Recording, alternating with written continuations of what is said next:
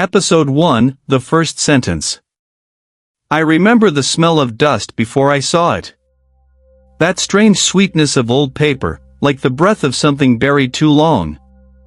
I was wandering through the thrift store on Main Street, the kind of place that hums with forgotten memories, when I found it on the lowest shelf, wedged between torn hymnals and a broken picture frame, a diary wrapped in cracked brown leather. There was no name on the cover. No date. Just a faint burn mark in the center, shaped like an eye. I don't know why I picked it up. Maybe because it felt warm. Maybe because, for the first time in months, I wanted something that didn't remind me of him, of the accident, of the way silence sounded after the siren stopped. The shopkeeper didn't remember where it came from. Someone dropped it off last week, she said. Probably junk. But it didn't feel like junk. That night, I left it on my desk and turned off the lights. But sleep wouldn't come. Every time I closed my eyes, I heard it, a faint scratching, like a pen dragging slowly across paper.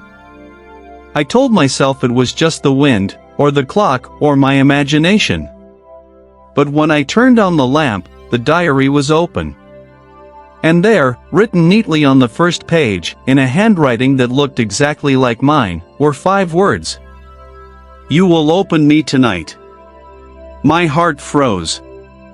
I hadn't written that. I swear I hadn't. I flipped the pages, all blank. I closed it, locked it in the drawer, and tried to laugh it off. But the laughter died in my throat. The next morning, the diary lay on my bed. Open again. This time, there was more text. A full page. My name at the top. And below it an entry describing my day in perfect detail. What I had worn. What time I woke up. What song I hummed brushing my teeth. Things no one else could have known. Then came the line that made me drop it. At 4:17 p.m., the red car will not stop. I stared at it for minutes, my pulse thudding in my ears. The clock read 3:46. At 4:17, on my way to work, a red car ran a stop sign and almost clipped my side mirror. I slammed the brakes. My coffee spilled. My heart nearly broke through my ribs. When I came home, trembling, I opened the diary again. The next entry had already appeared. Dated tomorrow. And at the very bottom, written in that same, looping script. Do not ignore the next page. I told myself it had to be a trick, some projection of grief, some bleed of trauma. But deep down, I already knew what I wouldn't admit out loud. The diary wasn't recording my life. It was writing it. Episode 2, The Car That Didn't Stop. The diary lay open on my desk when I woke up, as if it had been waiting. The paper was smoother than I remembered, like skin stretched too tight. The morning light caught the ink, making it glisten faintly red instead of black. Last night's words were still there, do not ignore the next page. And beneath it, a new entry I hadn't seen before. The car that didn't stop was never the danger. The danger was watching you. I dropped the pen I was holding. Watching me? I tore the page out, crumpled it, threw it in the trash. Then I left the house without touching the diary. But the feeling followed me, that crawling sensation under my skin, the same one I'd felt the moment before the car almost hit me. At work, I couldn't focus. I kept replaying the near collision in my head, the flash of red, the screech of tires, the driver's blank face that seemed familiar. I thought maybe I was losing my mind. Grief does that. Trauma does that. By the time I got home, the air in the apartment felt heavy, like a storm was forming indoors. The lights flickered when I turned them on. On the table sat the diary, unburned, unbothered by logic, open again. The crumpled page I had thrown away was flattened perfectly inside, as if it had never been torn. And under the same words was a new line. He waved at you. I froze. I remembered it a split second before the red car passed me. The driver's hand had lifted. Not in warning. Not in apology. In a small, deliberate wave.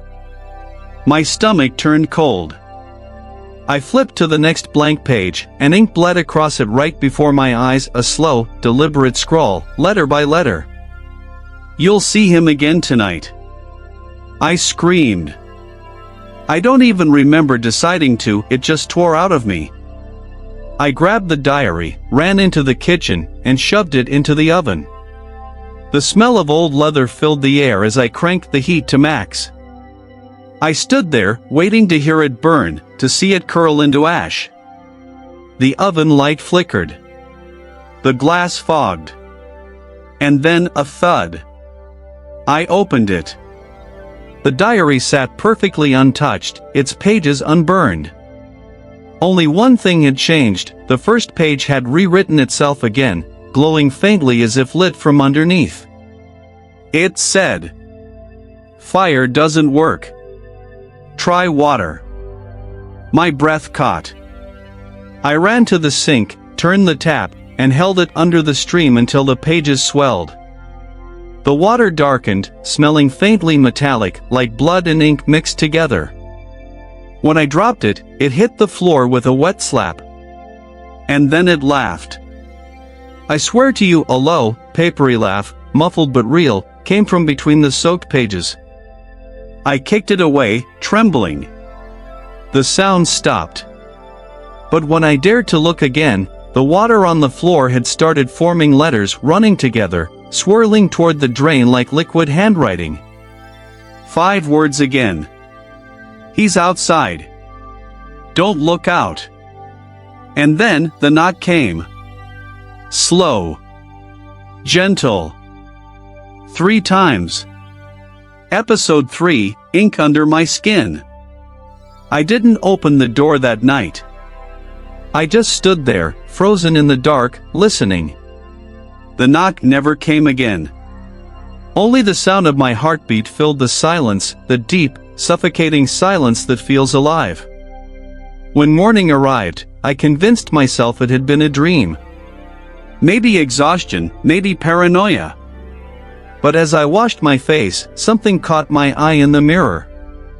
My fingertips were black.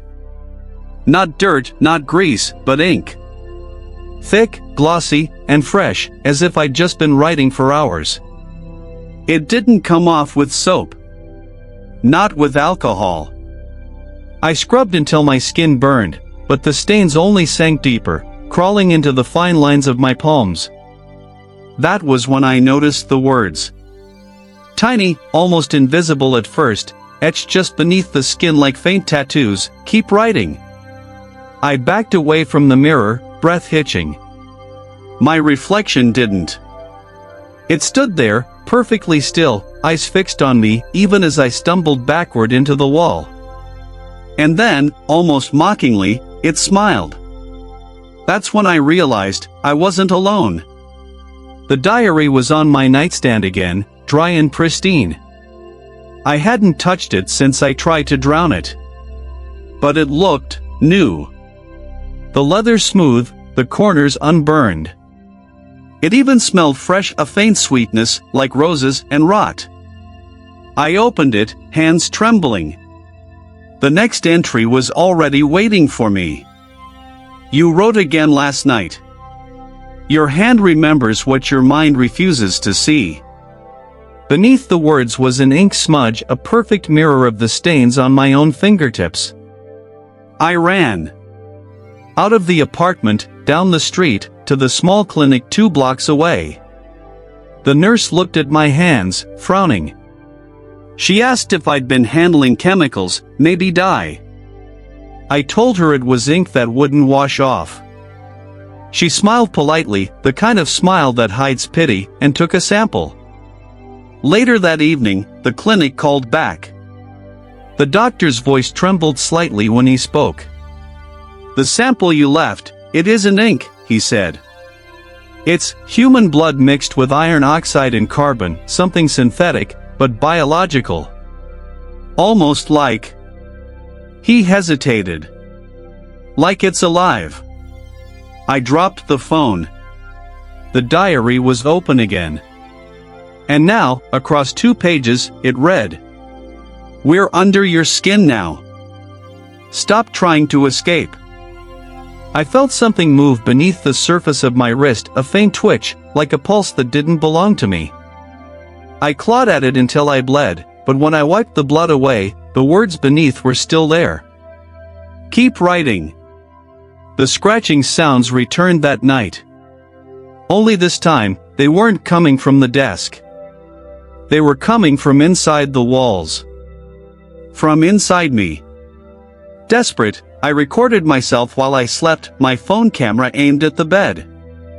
I thought if I could prove something was happening, maybe I'd still be sane.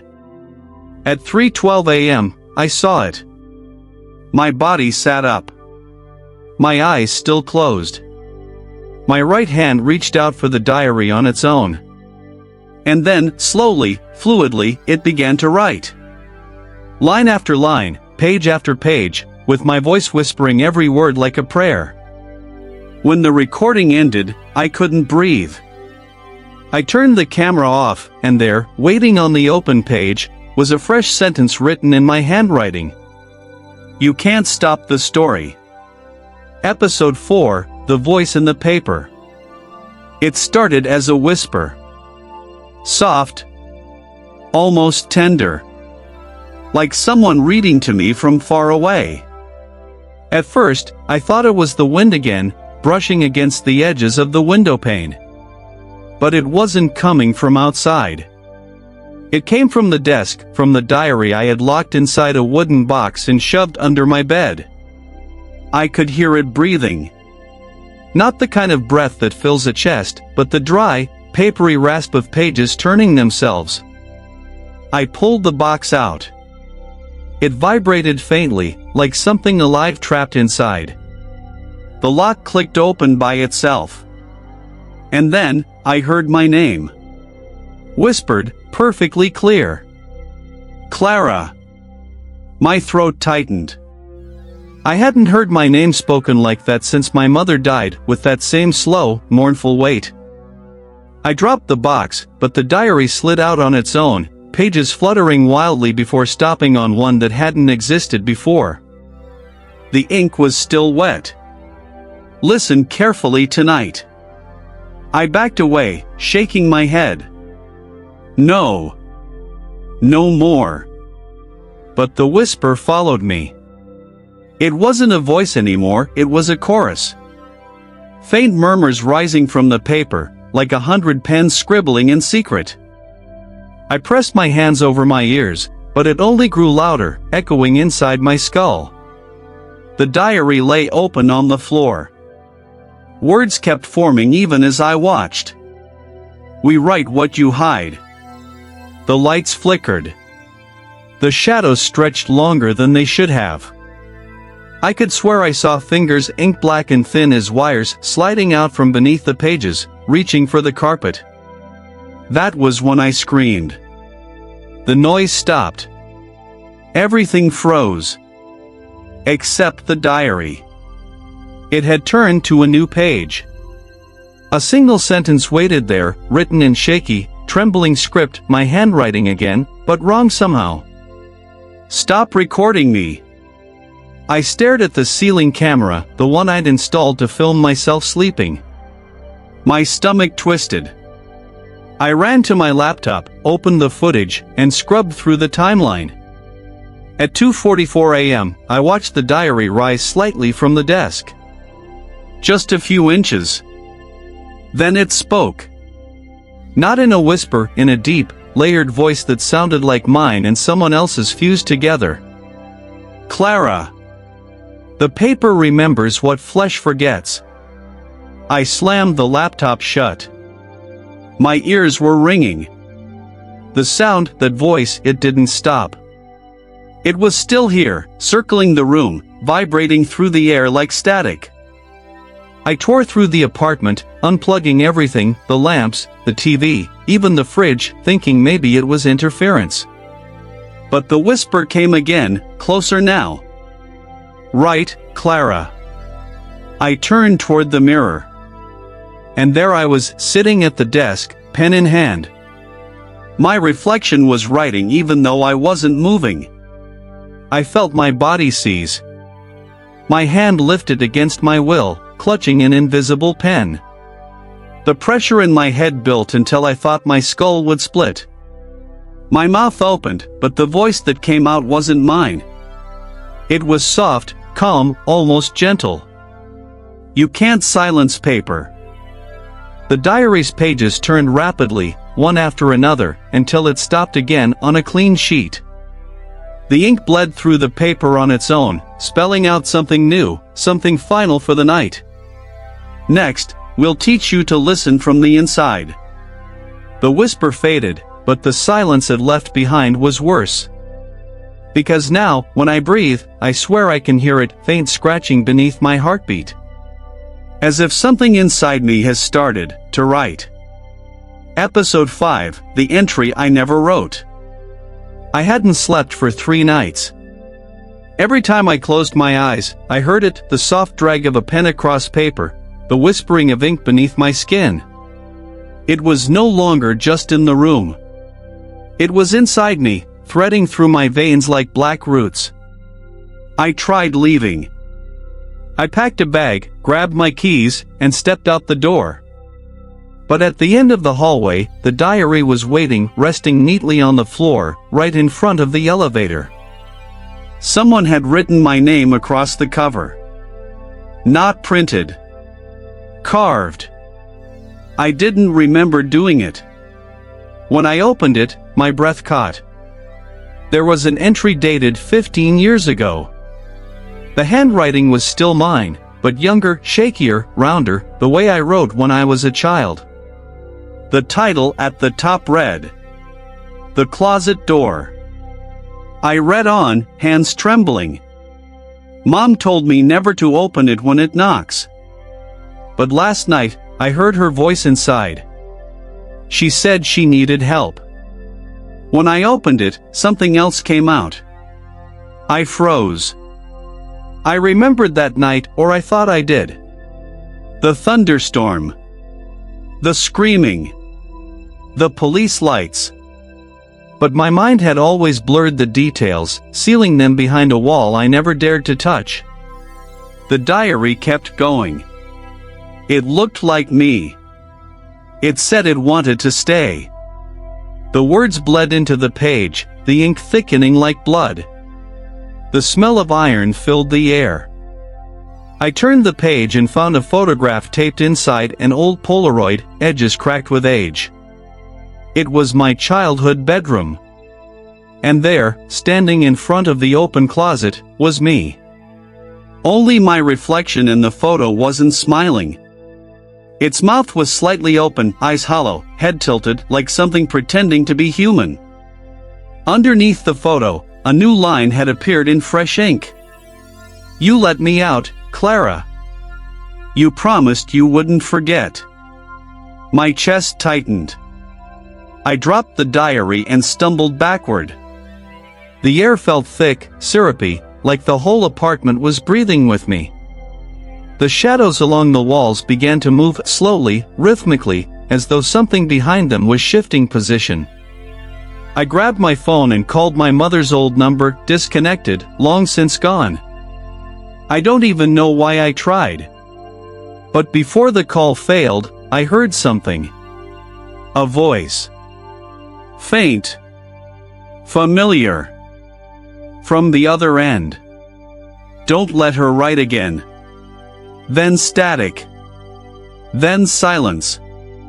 The diary's pages fluttered wildly on the floor, slapping open to another entry, this one dated tomorrow. She will remember the scream at 3:33. The one that never stopped. The clock on my wall read 3:31. The seconds crawled. And then, from the closet, came a soft, deliberate knock. Once. Twice. 3 times. I couldn't move. My hand shook so hard the phone fell from my grip. The doorknob turned slowly, metal groaning like it hadn't moved in years. When the door creaked open, the smell hit first cold earth and old paper. Then, from the darkness, a small hand reached out. Pale. Familiar. And from deep inside the closet came a voice that sounded like mine at age 10, whispering softly, almost kindly. Stop pretending you're still the original. Episode 6, Handwriting Analysis. I mailed the diary to the handwriting expert 3 towns over, Dr. Lowell, a retired forensic analyst who used to work with the police. I didn't tell him the truth, of course. I just said it was part of a research project on automatic writing. He called me 2 days later. His voice was cautious, clinical, but I could hear the curiosity hiding underneath. I've examined your samples, Ms. Hargraves, he said. They're unusual. He paused. I compared every entry to the samples of your current handwriting that you sent. The pressure, the stroke angle, the spacing, all identical. Absolutely identical.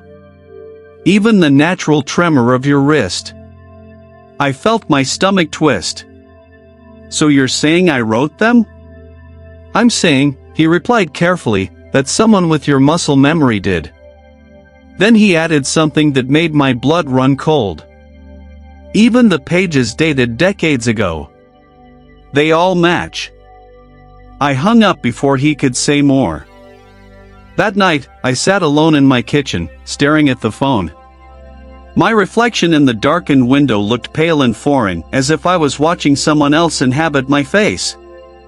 How could my handwriting exist on pages older than I was? The phone rang again an hour later. It was Dr. Lowell. His voice trembled this time. I don't know what this means, he said. But when I scanned the ink under ultraviolet light, there were impressions beneath it. Faint, almost erased words under every entry. And one phrase repeats. What phrase? I whispered. He hesitated. It says, let her finish. Over and over. The line went dead. When I tried calling him back, no answer. The next morning, I saw the news. Dr. Lowell had died overnight, a sudden aneurysm in his sleep. No sign of struggle. No explanation. I wanted to scream, but the sound wouldn't come. I looked down at my desk, the diary had returned. It was lying open on the very page where I'd written his address. A new entry was waiting. He shouldn't have looked beneath the ink. The room began to hum softly, a vibration that seemed to come from the paper itself. I felt a sudden sting in my hand, sharp, surgical. When I looked down, the pen had already started moving. Not held by me, dragging me. The tip sliced through the page, ink pooling into my skin. I watched, horrified, as the words formed in perfect rhythm with my pulse. We told you not to share our story. The ink spread up my wrist like a living vine. I tried to pull away, but the pen wouldn't drop. My muscles locked. My fingers wrote faster than thought, faster than breathing. Paragraph after paragraph spilled from me until the page turned black. Then, silence. When I came to, the pen was gone. My hand was blistered, raw, but still clutching the diary. The final line on the page read, "Do not contact the others." I didn't understand until I flipped to the back cover.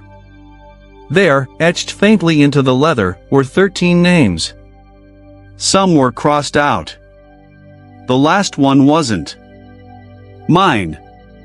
And beneath it, a fresh space, blank, waiting for the next.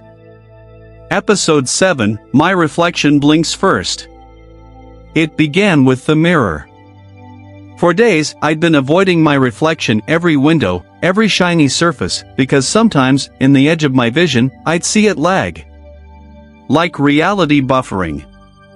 A half-second delay before my reflection caught up. At first, I told myself it was exhaustion, lack of sleep, nerves. But that lie collapsed the morning I recorded myself again. I set my camera across the room, pointed directly at the mirror.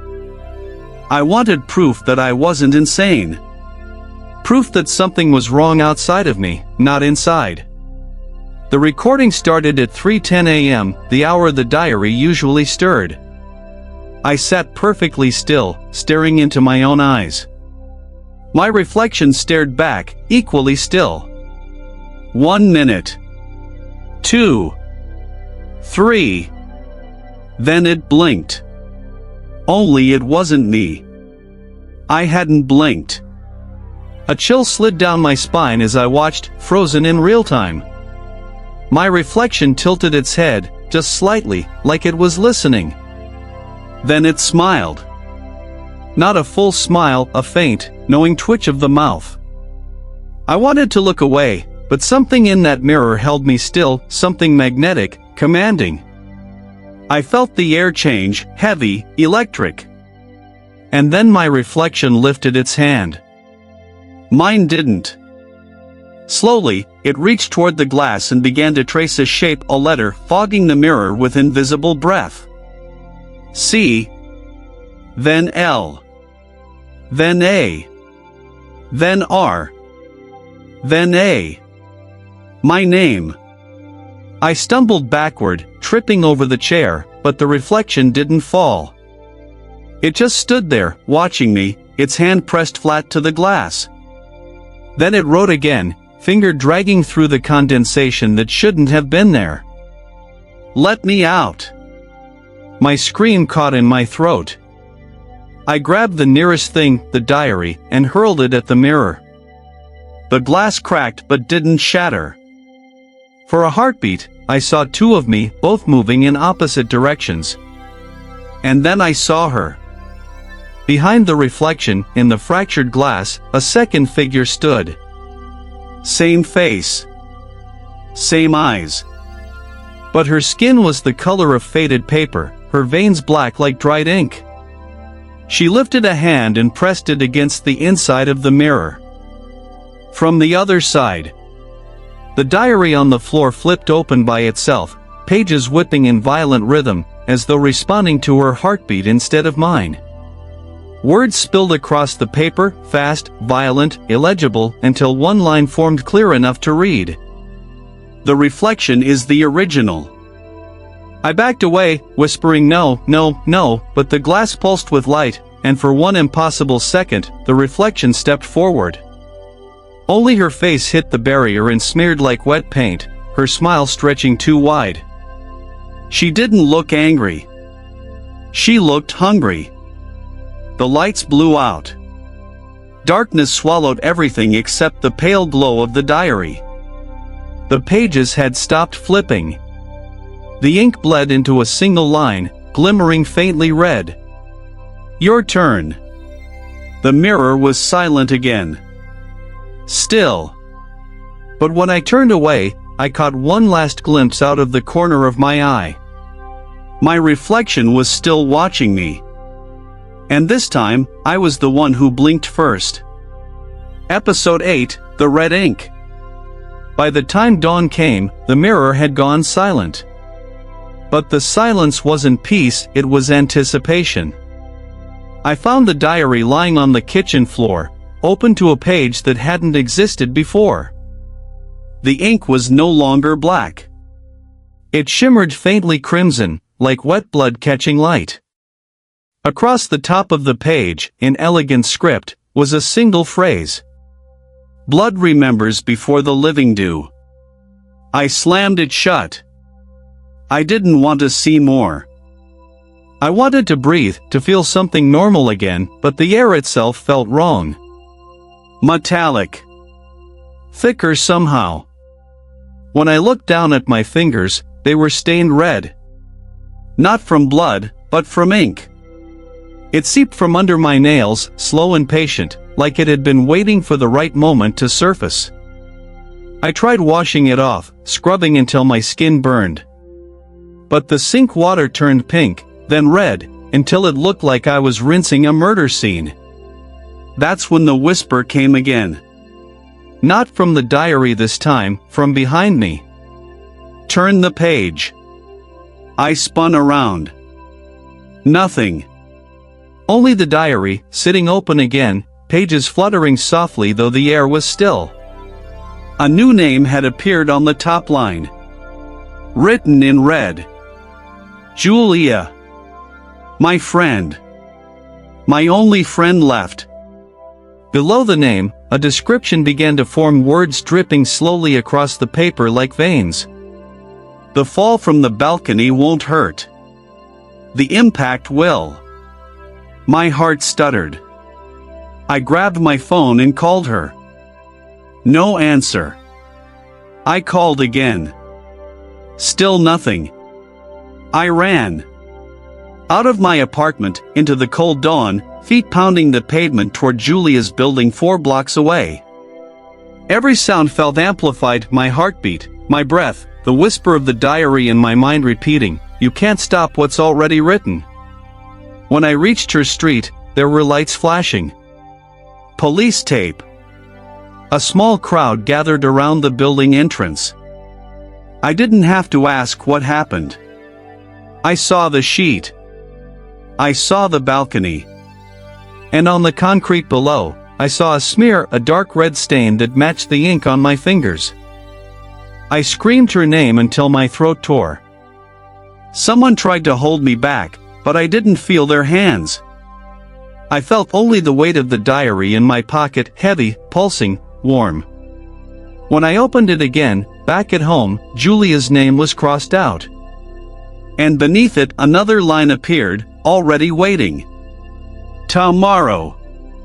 For 17 p.m. He follows. No name this time. Just a pronoun. He. I didn't know who it meant, but I felt watched, the same presence from the mirror, from the whispers. It wasn't someone. It was the diary itself. Its voice crawled into my ears again, soft and close enough to feel its breath. "You record the deaths because you remember them before they happen." I dropped the book. The pages burst open midair, red ink blooming outward like an infection, splattering across the floor in perfect circles, each one shaped like an eye. One blinked. I stepped back, trembling, watching as the final words of the page began to bleed through, burning themselves into the paper as if carved with fire. "You didn't save Julia. But you will write for him next." The room darkened, even though the lights were on. Shadows stretched toward the diary, and the red glow pulsed like a heartbeat. And in that moment, I understood what it wanted. It didn't want my story. It wanted witnesses. Episode 9, The Hand on the Page. The red ink had dried, but the smell never left the room. Iron. Copper. Rain. The scent of something ancient pretending to be human.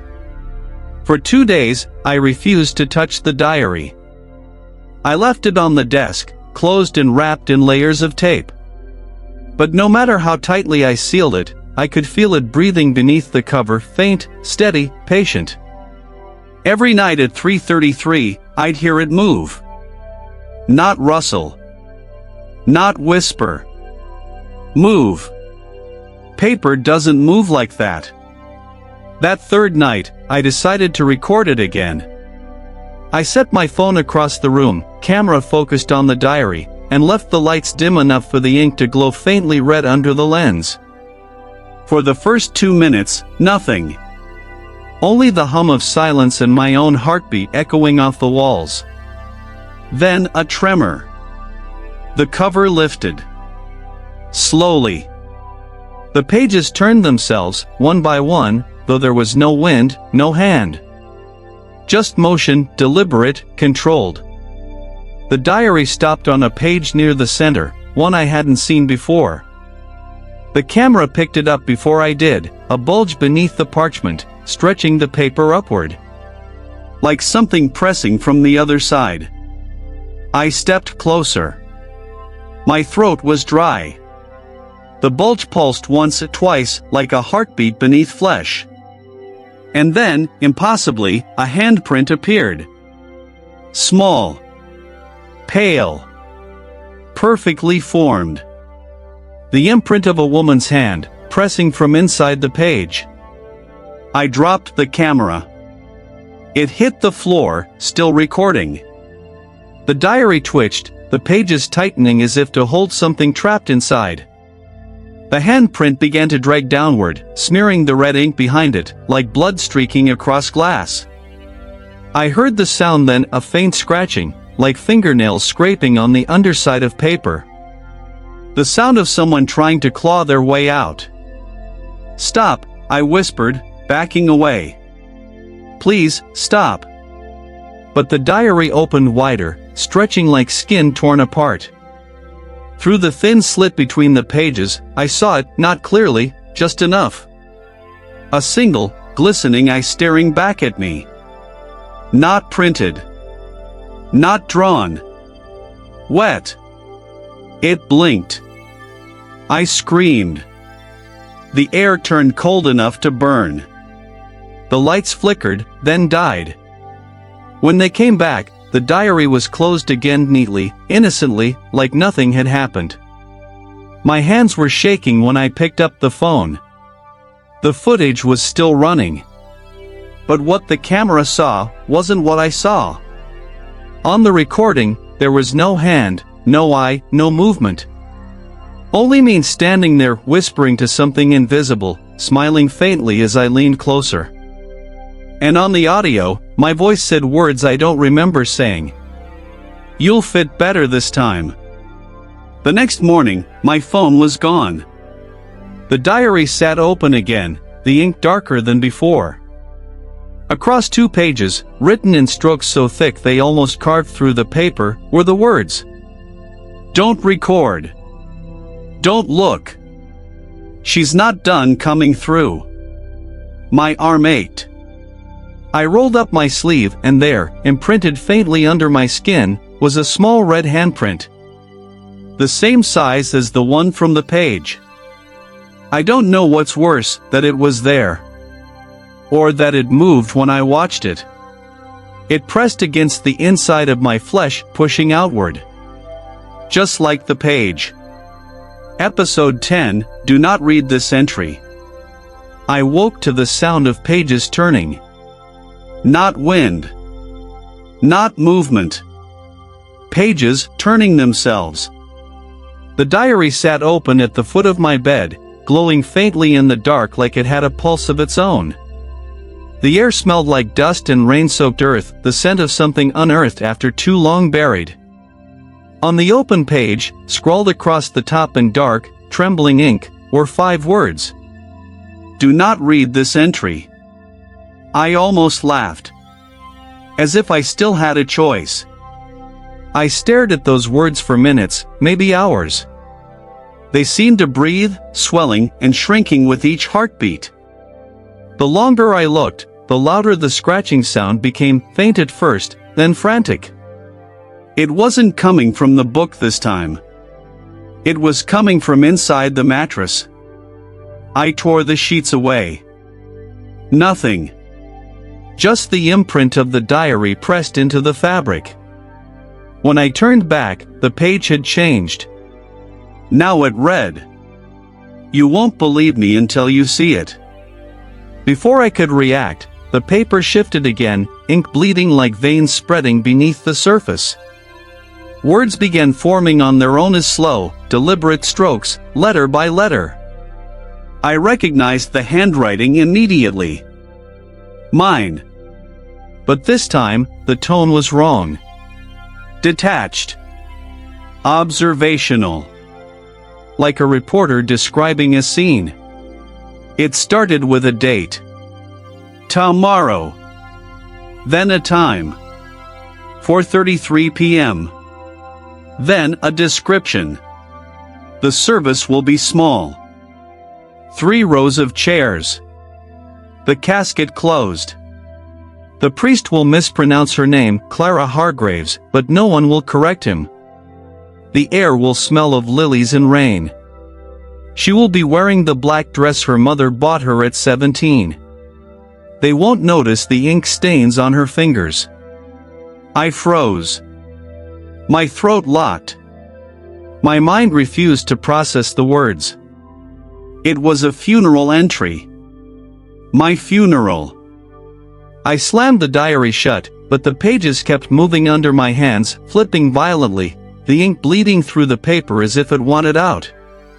My name repeated over and over, each time Messier, each time darker. I ran to the sink, splashed water on my face, told myself I was dreaming. But the reflection in the mirror didn't agree. She wasn't crying. She was smiling. Behind her, I saw the diary open again on the counter, pages fluttering, the red ink swirling like blood alive. One final sentence formed across the middle of the page, shaking with urgency. If you close the book, the story ends. But you end with it. My reflection leaned closer, whispering through the glass, her voice layered over mine. Let it finish, Clara. You already started the last chapter. The lights flickered. The room began to hum a low, pulsing vibration that seemed to sync with my heartbeat. I reached for the diary again, trembling, the ink on my fingertips still damp from the last entry. It opened to a blank page. Completely empty. Waiting. And as I watched, a line appeared across the top, this time not written to me, but by me. I didn't remember writing it, but my hand was already moving, pen gliding without permission.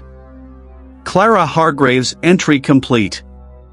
The ink sank into the paper, then disappeared. The diary closed itself, soft as a sigh. And for the first time since it began, the whispering stopped. The silence was unbearable. Because deep down, I realized something I'd been trying to ignore, something I could finally feel, cold and undeniable. My heart wasn't beating anymore. Episode 11, The Collector of Diaries. For 3 nights after the diary wrote my death, nothing happened. No whispers. No movement.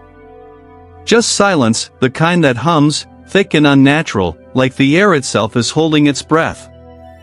I should have felt relief. Instead, I felt watched.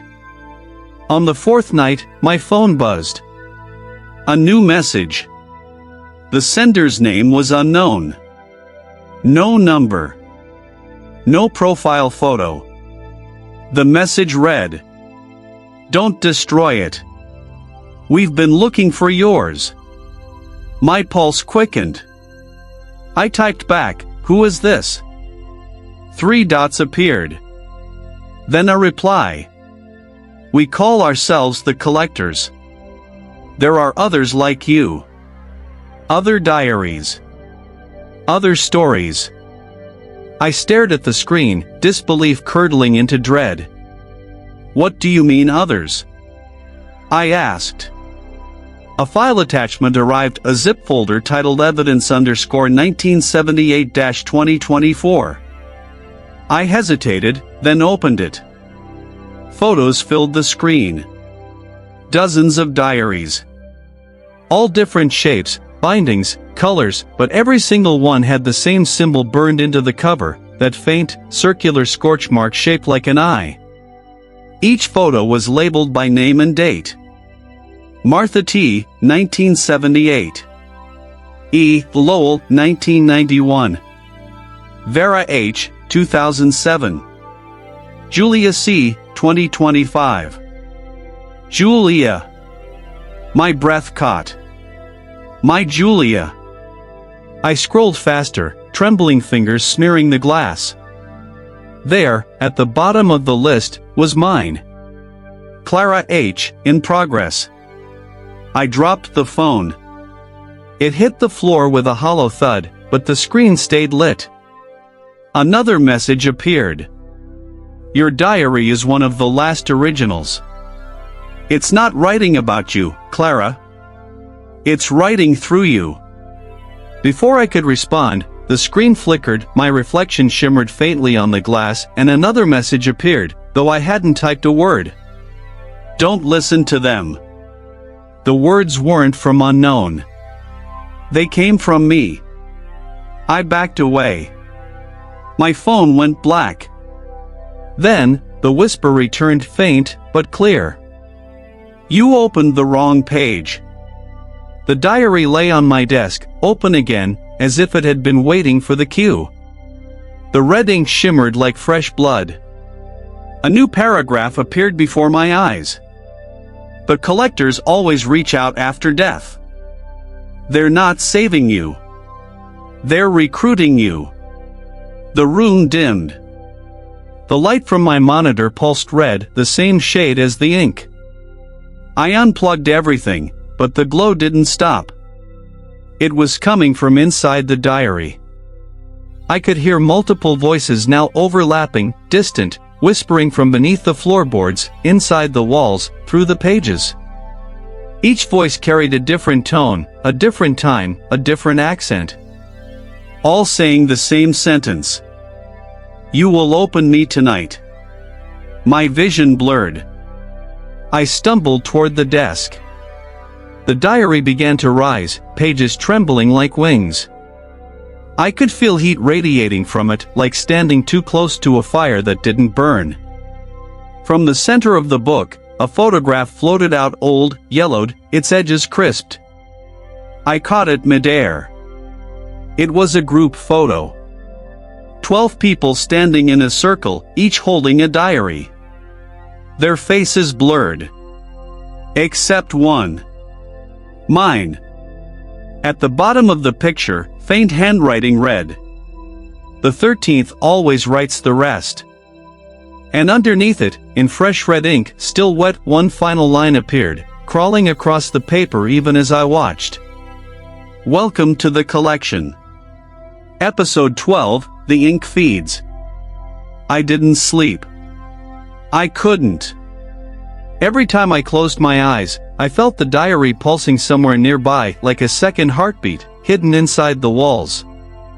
I burned it again. I buried it this time, 6 feet under in the woods behind the apartment complex, beneath a dying oak tree. I thought that would be enough. But the next morning, when I woke up, it was waiting for me on the kitchen table. Clean. Untouched. Smelling faintly of iron. Only this time, the ink on the open page was thicker, glistening like oil. When I tilted the diary, it didn't drip. It moved. The letters pulsed slowly, like veins filled with dark blood.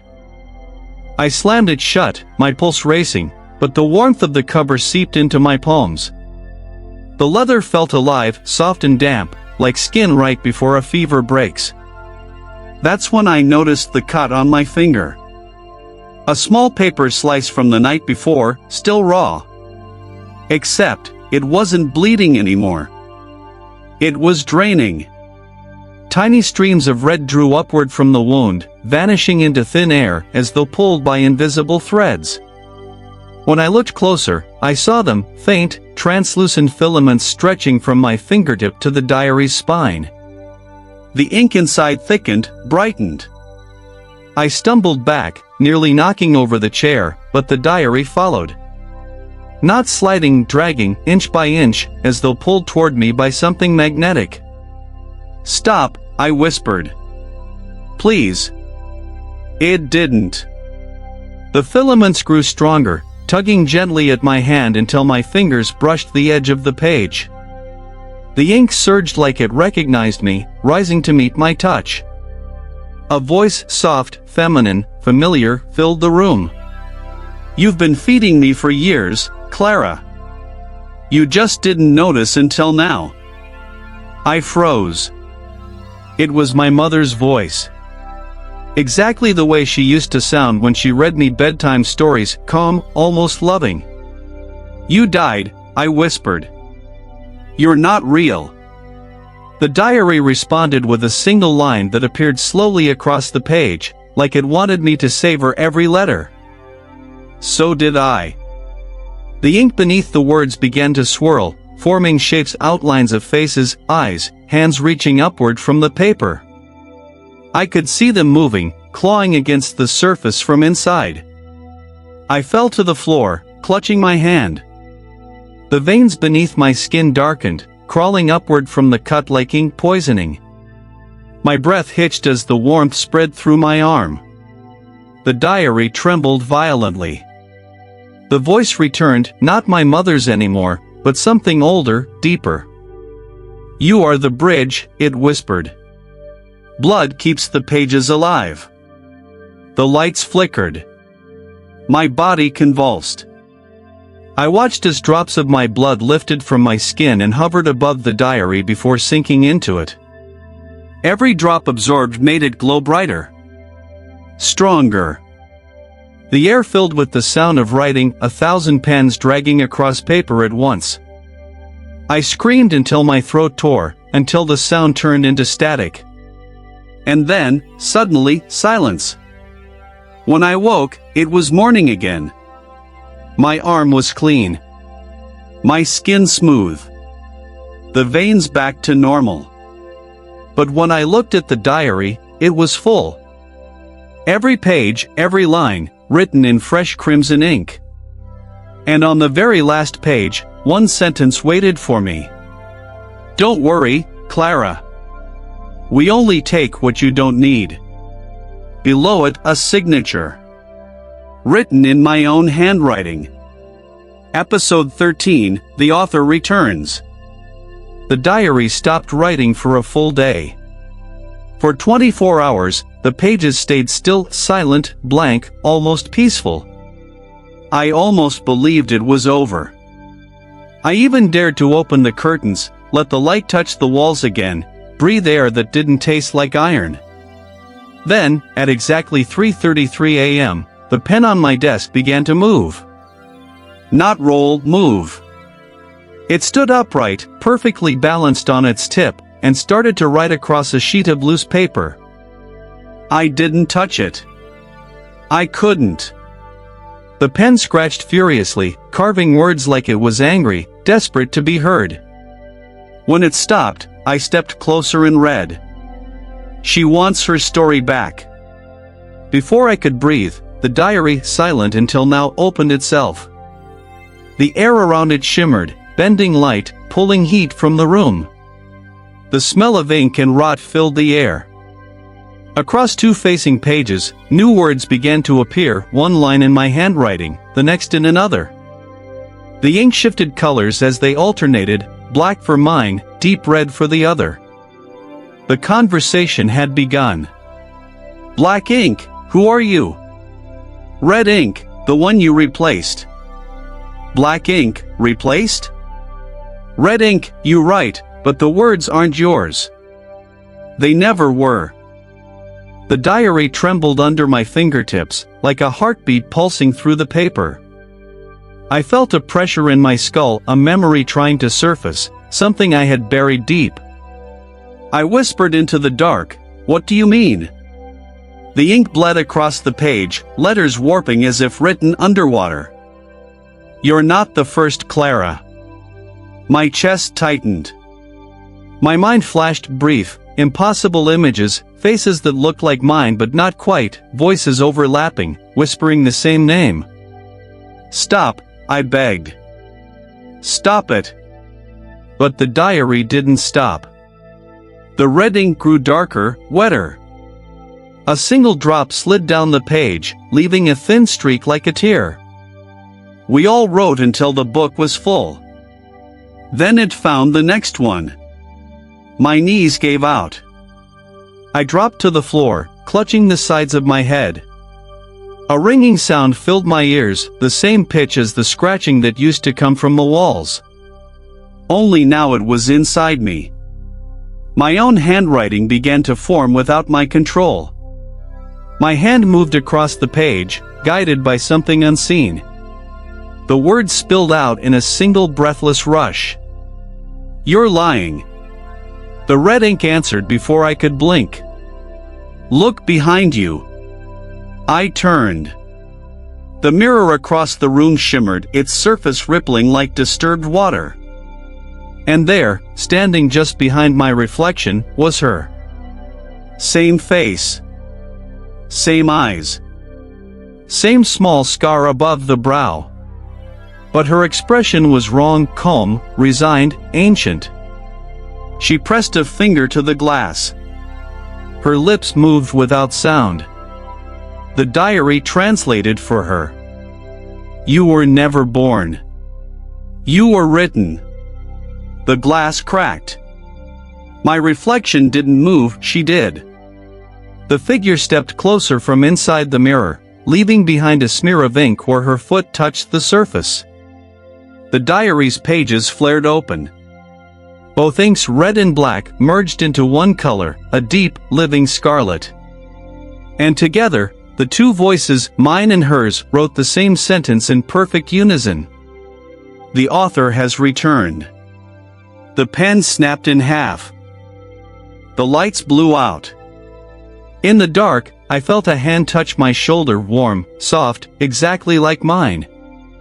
Then the whisper came again, but this time it was inside my head, close enough to feel the breath of it. Now finish what I started. Episode 14, The Lost Pages. By the time morning came, I couldn't stand the sight of it anymore. The diary lay open on the table, red and black ink pulsing faintly in the dim light, the words the author has returned still wet, refusing to dry. It was like they were alive, breathing through the paper. I decided to end it. For good. I put on gloves, grabbed a knife, and began tearing. One page at a time. Rip. Rip. Rip. The sound was sickening, like tearing flesh. Each sheet resisted, stretching before it gave way, releasing the faint scent of iron and smoke. I filled an entire trash bag with the pages and dumped it outside. Then I locked the diary in the drawer, duct-taped it shut, and sat on the floor, shaking, waiting for silence. But silence didn't come. That night, I woke to the sound of paper moving. Not fluttering. Assembling. The air smelled of ashes. When I turned on the light, the drawer was empty. The diary was back on my desk. Whole. Complete. Every single page was there. Only now, the handwriting wasn't the same. The lines were sharper, cleaner, and impossibly detailed. I saw things on those pages I had never said, never written, never even thought, conversations from my childhood, secrets I'd buried so deep I barely remembered them. And between those memories were things that hadn't happened yet. Tomorrow's sunrise. Next week's knock on the door. The words I would speak before I died. I screamed, grabbed the diary, and threw it across the room.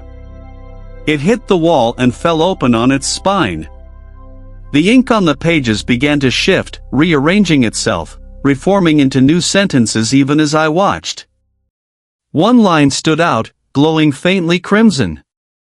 You can't tear out what's written in you. My hands started to shake uncontrollably. I looked down, my palms were covered in faint red lines, delicate and thin as veins. Words. Tiny sentences carved beneath the skin. I ran to the bathroom, turned on the faucet, tried to scrub them away. But the more I washed, the darker they grew. Each line shimmered beneath the surface like submerged scars.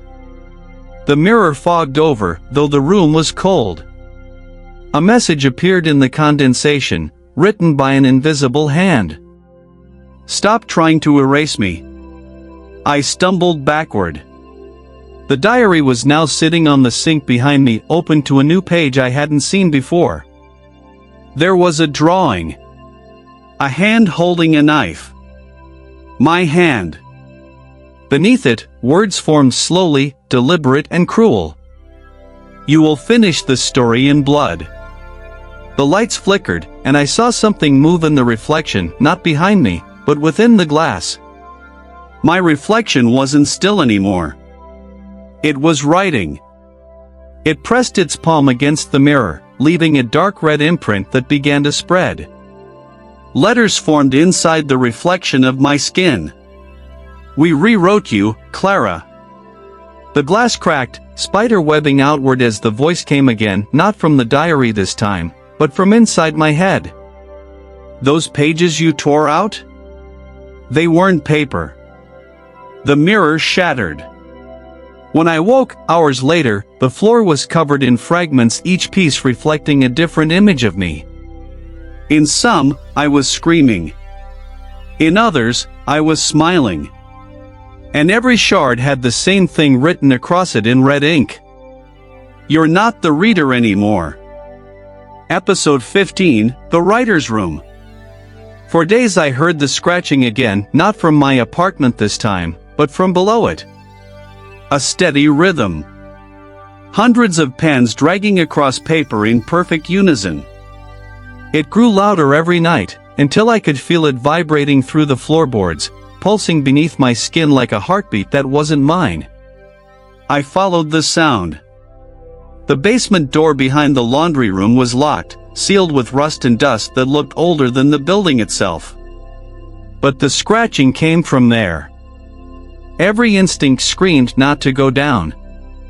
And yet, my hand moved on its own. The door opened with a long, metallic groan. A staircase spiraled into darkness, narrow, wet, endless. The air smelled like mold, ink, and something faintly sweet, like old flowers rotting in a grave. Halfway down, the light from my phone flickered. The walls were lined with torn wallpaper, no, not wallpaper, pages. Thousands of diary pages glued to the concrete, each written in the same looping script. Each one began with the same sentence. "You will open me tonight." When I reached the bottom, the sound hit me full force, a chorus of scratching so loud it made my teeth ache. A door stood ahead, half open, light spilling through the crack. Warm, flickering, the color of candle flame. I pushed it wider. And then I saw them. A room stretching farther than the eye could see, filled with tables. Hundreds of them. Maybe thousands. Each one holding an open diary. Each diary writing itself. Pens floated above the pages, moving in silent frenzy. Some wrote in black. Some in red. Some in both. The air shimmered with heat and the faint, rhythmic hum of synchronized words being born. It wasn't random. It was organized. I stepped closer to the nearest table. The diary there stopped mid-sentence. The pen froze, hovering. Then it slowly turned toward me, not spinning, not falling, but turning, as though an invisible hand still held it. Words appeared across the open page. "Welcome home, Clara." My body went cold. I backed away, but the diaries around me began to move, covers opening wider, pages flipping faster, the scratching rising into a mechanical roar. The air filled with flying paper, swirling like wings. And through the storm of ink and parchment, I saw them. The writers. Dozens of figures seated at the tables, pale, hollow things shaped like people, their eyes black with ink, their veins pulsing red. Some had no mouths. Some had too many. All of them hunched over their diaries, writing in silence, hands trembling as if resisting something stronger than themselves. One of them looked up. She had my face. I stumbled backward, heart hammering, as she stood slowly from her chair. Her skin was translucent, veins like spider webs of red ink threading beneath the surface. She reached for me, lips parting. When she spoke, her voice echoed mine perfectly. "I wrote you so I wouldn't be alone." The ground shook. The diaries slammed shut all at once, a thunderclap of paper and leather. The candles blew out, plunging everything into blackness. Then came the whisper, 1,000 voices speaking through one mouth. "Take your seat." I felt something grab my arm, cold fingers, wet with ink, pulling me toward an empty table. A pen hovered above it, waiting. The diary in front of me opened by itself, and I saw my reflection ripple across the red-stained pages. The first line was already written. Clara Hargraves, Chapter 2. The pen pressed into my hand. The words began to write. I wasn't holding it anymore. It was holding me. Episode 16, The Rewritten Past. When I woke, the first thing I noticed was the silence. The scratching, the whispers, even the soft pulse of ink inside the walls gone. For a moment, I thought maybe the nightmare had ended. Maybe burying the diary hadn't worked, but descending into its hell had burned something out of me. Then I looked around. My apartment wasn't mine. The wallpaper was wrong, pale blue instead of gray. The framed photographs on the wall showed faces I didn't recognize, smiling people who looked happy to know me.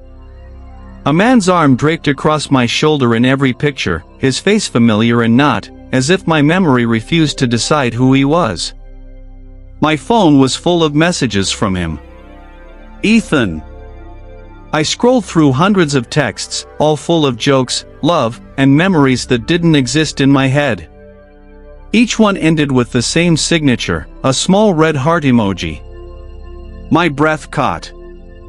The heart, it wasn't red. It was #30,000, the exact shade of the diary's ink. I went to my desk. The diary sat there waiting, open to a page that wasn't blank anymore. We edited the loneliness out of your story. You should thank us. I slammed it shut, my pulse pounding in my ears. But when I turned around, my reflection in the window was smiling. Don't you like this version better? It whispered, without moving its lips. I ran to the door, ready to escape, but the hallway outside wasn't the same. The walls were covered in my handwriting. Line after line of sentences written in fresh, glistening ink. I remember. I was happy once. I was loved. Each phrase written thousands of times, wrapping the corridor like wallpaper. I stumbled outside into the street, desperate for something real. But the world wasn't real anymore. The buildings were taller, newer. The air smelled of rain that hadn't fallen yet. Even the sky seemed rewritten, too bright, too perfect. People walked past me, faces I knew but couldn't name. They smiled. Waved. One woman stopped and touched my arm. Clara. You're okay now. You finished your book. My blood ran cold. What did you say? She blinked, confused. Your book. The diary that wrote itself. You published it, remember? My mouth went dry. I shook my head, backing away. But her smile faltered, like something in her had glitched. Her pupils dilated. Blood trickled from her nostril. You shouldn't remember this version, she whispered, voice distorting like a broken recording. Then she crumpled to the pavement, ink pouring from her mouth instead of blood. I screamed. The world around me rippled, like wet paint melting off a wall. Buildings bent, colors bled. My memories, real and false, collided in a blinding flash. And then I was back in my apartment. Same desk. Same diary. But this time, my name wasn't on the cover. It said Ethan Hargraves. The diary opened itself, pages fluttering fast, a storm of words I couldn't read. When it stopped, one line glowed red at the center. Every story needs an edit. The photographs on the wall changed again, this time showing me standing over Ethan's grave, holding the diary. And behind me, in every image, stood another version of me. Older. Colder. Smiling. She looked straight at the camera, and beneath the photo, a handwritten note appeared. Author, Clara Hargraves. Draft complete. I turned to the mirror. My reflection held the diary in her hands, but mine were empty. She leaned closer, whispering softly, almost tenderly. You didn't lose your past, Clara. You rewrote it. The lights flickered once, and every word in the room, every page, every memory, bled red. Episode 17, The Last Blank Page. I hadn't opened the diary in days. Or maybe I had.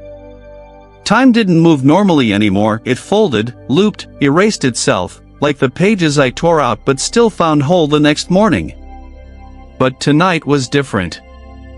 The air felt heavy, thick with the smell of old ink and rain. Every clock in the apartment had stopped at 3:33 a.m. And the diary was open again. One single blank page. Nothing else. No handwriting. No whisper. No pulse.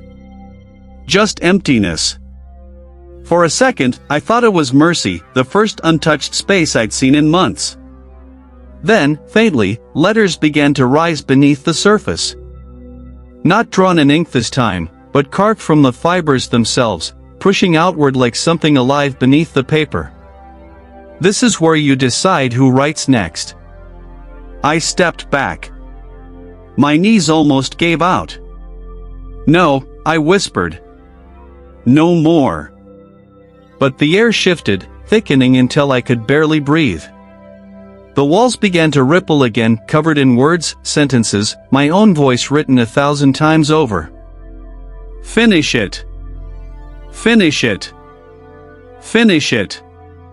The diary trembled on the table, pages flicking wildly until it landed back on that blank sheet. A pen rolled toward my hand. When I picked it up, the metal was warm. Wet. The pen had no ink inside, it bled instead. A thin red drop slid down my wrist. You've reached the end, a voice whispered behind me. I turned. She was there again, my reflection, standing just outside the circle of light. Only now she wasn't smiling. Her eyes were hollow, her skin faintly translucent, veins pulsing like rivers of crimson text. You can't leave it blank, she said. A story that ends without a name devours the last writer. Her voice wasn't just sound. It vibrated through my bones, threading itself into the rhythm of my pulse. What happens if I stop? I asked. She tilted her head. Then you disappear between the lines.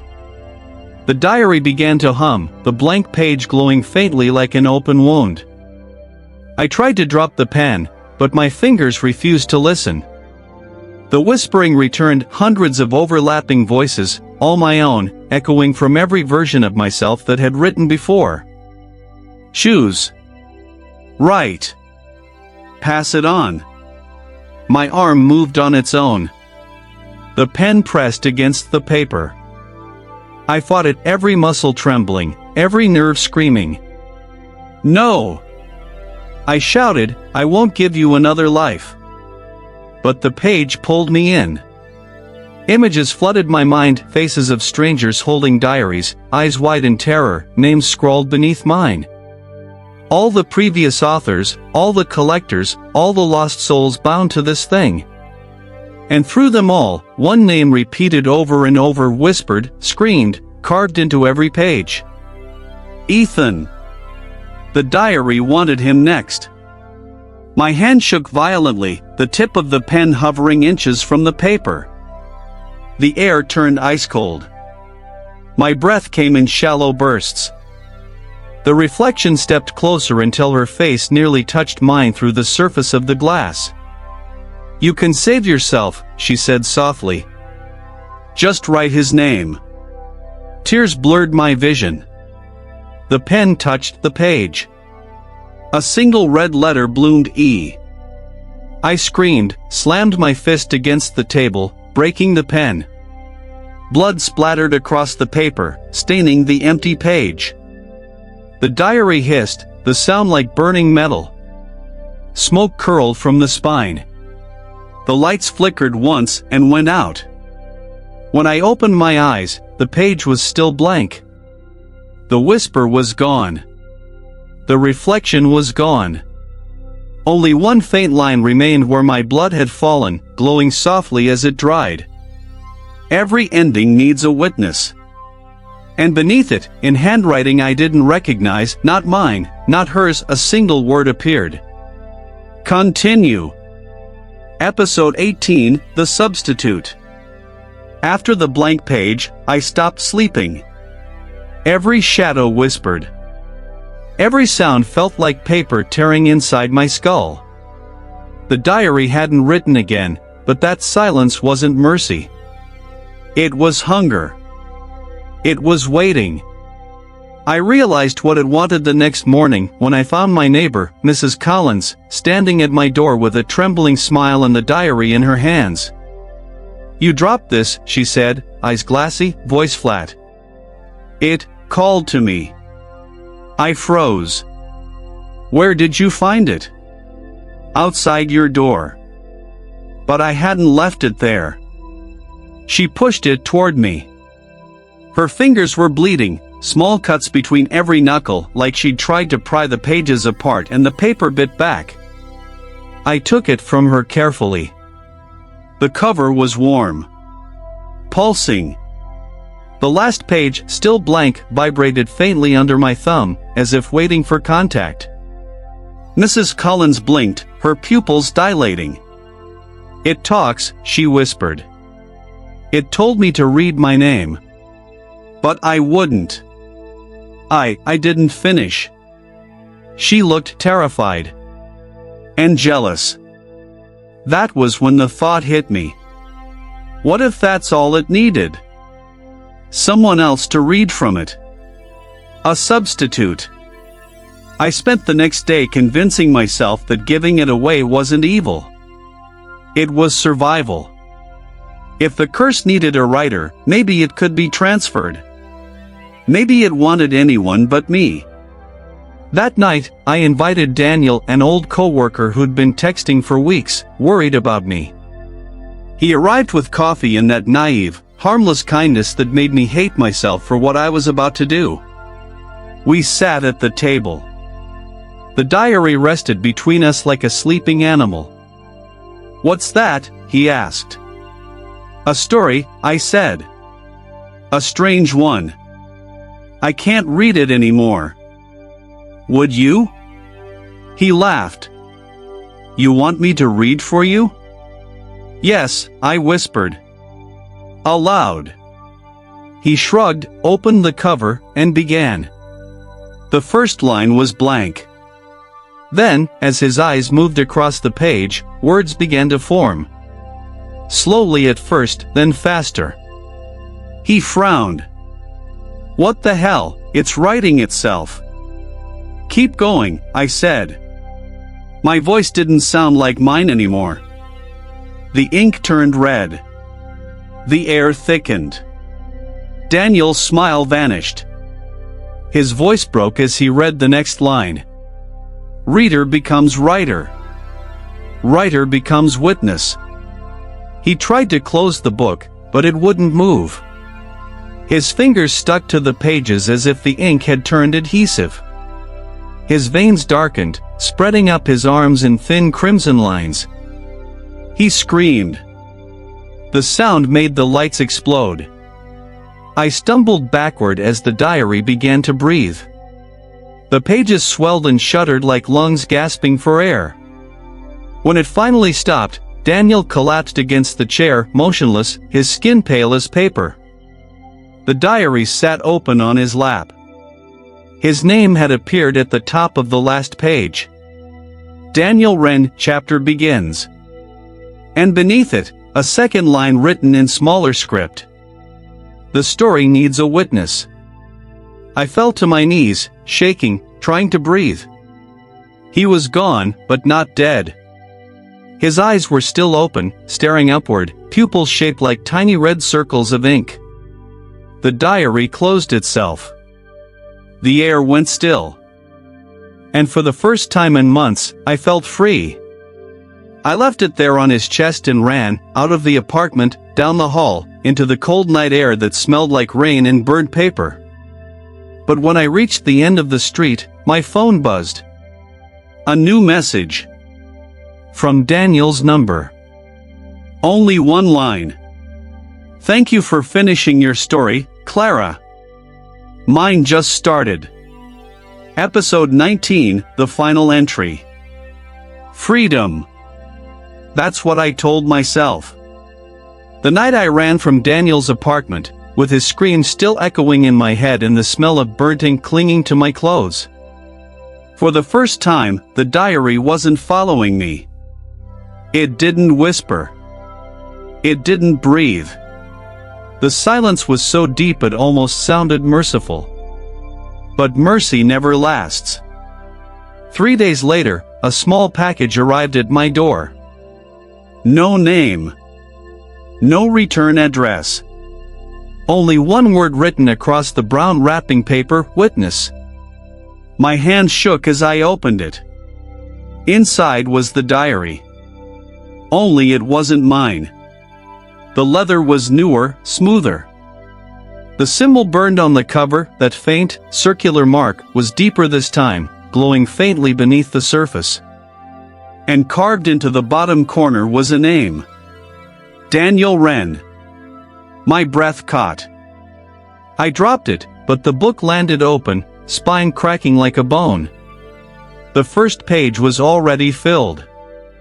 In my handwriting. He read the words I gave him. He took the story, but the story took him too. I flipped through the pages. Every one of them was mine, my sentences, my tone, my memories. The same entries. The same horror. Only this time, every I was replaced with he. Daniel's life had become my retelling. My curse rewritten in masculine form. The diary wasn't passing the story on. It was copying it. And now there were two. The walls of the apartment began to hum again, the low, rhythmic sound of pages turning somewhere nearby. I turned in circles, but it came from every direction at once. I grabbed Daniel's diary and tried to tear it in half. But when I pulled the cover apart, the sound that came out wasn't paper ripping, it was breathing. A voice whispered from the spine, soft and broken. Don't erase me. I froze. The voice was Daniel's. Please, it whispered. It's dark here. So dark. The pages started flipping themselves again. The words rearranged in frantic bursts of motion. When they stopped, a new entry had appeared, dated tomorrow. She will return to finish what she began. The author must complete the circle. My hands went numb. No, I whispered. No, I'm done. But the air thickened, and I could feel it again, the invisible thread pulling from my chest to the book, the tether that never truly broke. Then, the power went out. In the dark, the diary began to glow. The ink bled through the pages, forming a shape and outline of a hand, reaching toward me. It pressed against the inside of the cover like a trapped shadow trying to claw its way free. And then I heard another sound. Footsteps. Slow. Careful. Coming from the hallway. Someone knocked. 3 times. The same rhythm as before. I didn't answer, but the door creaked open on its own. A figure stood there, soaked in rain. His eyes were blank. His clothes stained in something darker than water. Clara, he said softly. His voice was Daniel's, but distant, hollow. I finished my story. You're in the last chapter. He stepped forward, holding something in his hand. A diary. Identical to mine. The ink on its cover pulsed in unison with the one on my table. When the two books touched, the lights exploded. The air filled with the deafening sound of thousands of pages turning at once. And then, silence. When I opened my eyes, Daniel was gone. Both diaries lay open on the floor, pages blank. Completely blank. Except for one sentence, written in fresh black ink between the two books, stretching across both pages like a bridge. One author remains. The ink shimmered. And then, faintly, a second line appeared beneath it, a question, written in my handwriting but pulsing like a heartbeat. Who will it be? Episode 20, The New Owner, Epilogue. It had been 6 months since anyone heard from Clara Hargraves. Her apartment was found empty, lights still on, food rotting on the counter, 2 open books on the floor, their pages fused together by some dark, dried resin that police labeled organic residue. The case was never solved. The file was closed quietly. But the story didn't end there. Thrift Haven, the sign read. A dusty little second-hand shop on the corner of Hawthorne and 6th. The kind of place where time felt paused, where old memories clung to every object like perfume. Samantha Collins, 22, literature student, part-time romantic, had wandered in that afternoon to escape the rain. She browsed without purpose, letting her fingers drift across faded covers and chipped porcelain. That's when she saw it. A book. Old leather, smooth but cracked. Its edges stitched with gold thread. There was a faint circle burned into the center, a mark that looked almost like an eye. No title. No author. Just presence. She picked it up. The leather was warm to the touch, strangely comforting, as if it recognized her. Curious thing, that one, the shopkeeper said, emerging from behind a curtain of dust and cobwebs. Someone dropped it off last week. No name, no note. It's been hard to get rid of. Samantha smiled. It's beautiful. How much? The woman shrugged. Take it. If you want it. That night, Samantha sat by her window, rain dripping softly against the glass. She brewed tea, lit a candle, and opened the diary. The first page was blank. The second too. But the third had words. Not printed. Not typed. Written in a fine, elegant hand. You will open me tonight. She blinked. The candle flickered. Her pulse quickened, but curiosity won over reason. She turned the page. There were more words now, written as if waiting for her eyes to find them. I've been many hands. Many names. But every story begins with the same mistake, believing you are only reading. Samantha frowned. What kind of story is this? She whispered. And then she noticed something strange. The handwriting looked familiar. The loops of the letters. The careful spacing. It looked like hers. She flipped to the final page, blank, untouched. Or almost blank. At the very bottom corner, faint as a shadow, was a single red fingerprint. She touched it. The candle went out. In the darkness, she heard it, that faint scratching sound. Pen against paper. Slow. Deliberate. She froze. Her heart hammered in her chest. Hello? No answer. Only more scratching. When she lit her phone flashlight, the diary lay open on her lap. New words had appeared, glistening wetly across the page. Welcome, Samantha. Chapter 1. The window beside her creaked open. Cold air spilled into the room, carrying the faint smell of iron and rain. The teacup shattered. The lights flickered. And in the glass of the window, her reflection moved. It smiled first, then lifted a pen that she hadn't been holding. Her breath caught in her throat as her reflection began to write across the fogged window pane, one letter at a time. C. L. A. R. A. When the last letter formed, the diary snapped shut with a thunderous crack. Samantha screamed and dropped it, but the sound didn't echo. It was absorbed, devoured by the silence that followed. The book fell open once more, pages fluttering, stopping on a single, perfect sentence written in deep crimson ink. Every reader is just a writer who hasn't started yet. The flame of the candle reignited by itself. And for a brief second, a shadow, faint, human, and smiling, stood behind her. The diary closed softly, like an exhale. Rain continued to fall. And on the shelf of Thrift Haven, an empty space waited, perfectly sized for when it would return.